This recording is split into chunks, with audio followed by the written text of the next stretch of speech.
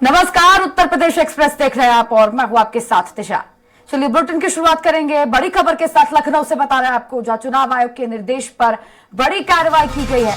प्रदेश के अलग अलग जिलों से टीम ने करोड़ों रुपए की बरामदगी की है। चेकिंग में 29.51 करोड़ नकदी जब्त की गई है।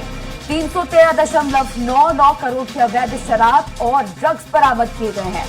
40.6 करोड़ की शराब, 210.7 करोड़ की ड्रग्स इसी के साथ बरामद की गई है। 21.5 करोड़ की कीमती धातुएं बरामद की हैं। इसी के साथ बता दें 11 करोड़ से अधिक की अन्य सामग्री भी जब्त की गई है। पुलिस, आबकारी, आयकर की टीम ने ये बड़ी कार्रवाई को अंजाम दिया है। नारकोटिक्स विभाग, प्रवर्तन एजेंसियों ने ये करोड़ों रुपयों की बरामदगी की है। उत्तर प्रदेश के अलग अलग जिलों से करोड़ों रुपयों की बरामदगी यहां की गई है। पुलिस टीम ने 4291 लाइसेंसी असरगे जब्त किए हैं।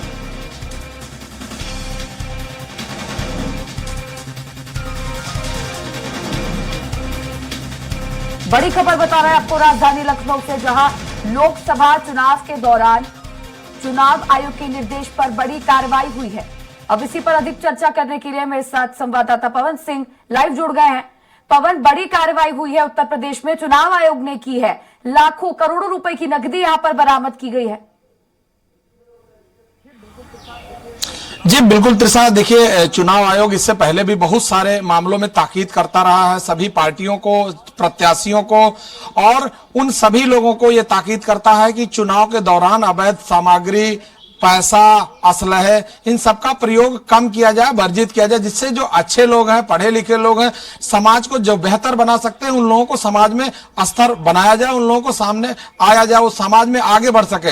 क्योंकि इससे पहले की जो चुनाव होते थे या बहुत सारे ऐसे थे जहां असलहे के दम पे, पैसे के दम पे और बहुत सारे अवैध व्यवस्था के दम पे सरकार बनाई जाती थी, और उसके लिए लोग हर संभव प्रयास करते थे।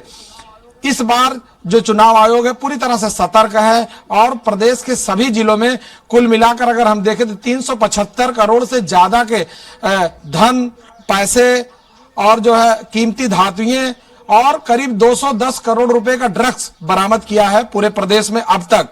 इसके अलावा करीब 4200 असलहे, अवैध असलहे वो जो है जब्त किए गए हैं। ये सरकार की विभिन्न एजेंसियों द्वारा ये कार्रवाई की गई है। सबसे बड़ी बात है त्रिशा की, जब इस बात के लिए चुनाव आयोग और प्रदेश प्रशासन पहले से ही सबको इंगित करता रहता है कि जितने भी जो चुनाव हो रहे हैं, इलेक्शन हो रहे हैं, इसमें धन का जो उपयोग है वो इस तरह से ना किया जाए, इसके लिए पहले भी अल्टीमेटम दिया जाता है। चुनाव आयोग पूरी तरह से सतर्क रहता है कि इसमें पैसे का इन्वॉल्वेशन ना हो, जिससे कि जो शुचिता है वो बनाए रखी जा सके। प्रदेश में बहुत सारे लोग हैं जो मतदाता को लुभाने के लिए उनको हर संभव प्रयास करते हैं, चाहे वो धन के माध्यम से, धमकी के माध्यम से या किसी अन्य प्रलोभन की स्थिति उत्पन्न करने के माध्यम से, जिसको लेकर चुनाव आयोग पूरी तरह से सतर्क रहता है और प्रदेश में जितनी भी एजेंसियां हैं उनको एक्टिव रखता है कि अगर कहीं से कुछ भी उनको सूचना मिलती है या कहीं से वो चेकिंग के दौरान पाए जाते हैं तो सरकार उसको जब्त करती है।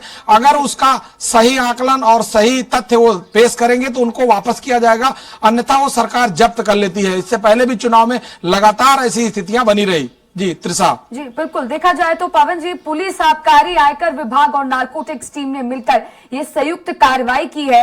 निश्चित तौर पर बड़ी उपलब्धि है, ये सफलता हाथ लगी है, क्योंकि अभी पहले ही चरण का मतदान संपन्न हुआ है और इस सबके बीच ये बड़ी कार्रवाई की गई। जी बिल्कुल त्रिशा, देखिए इससे पहले भी बहुत सारे बाहुबली, धनबली ये सत्ता को हथियाने के लिए हर संभव प्रयत्न करते हैं, और आज भी वो कोशिश करते हैं कि वो सत्ता और ताकत उनके हाथ में रहे, जिसमें सबसे बड़ा मुख्य कारण पैसा होता है। इस पैसे का उपयोग करके जो मतदाता है, जो बहुत ग्रास रूट के लोग हैं, जो बहुत कम पैसे वाले, जो मिनिमम आय के लोग हैं, उन लोगों को कहीं न कहीं से प्रलोभन देके उनको पैसा पहुंचा के उनको अपने तरफ आकर्षित करने का पूरा प्रयास करते हैं। पहले चरण का चुनाव अभी संपन्न हुआ है, लेकिन अभी 6 चरण का चुनाव बाकी है, और चुनाव आयोग की निगाह पूरी तरह से जमीन पर है। सभी लोगों को वो पूरी तरह से हर संभव प्रयास कर रही है कि मॉनिटर किया जा रहा है, पुलिस चेकिंग कर रही है।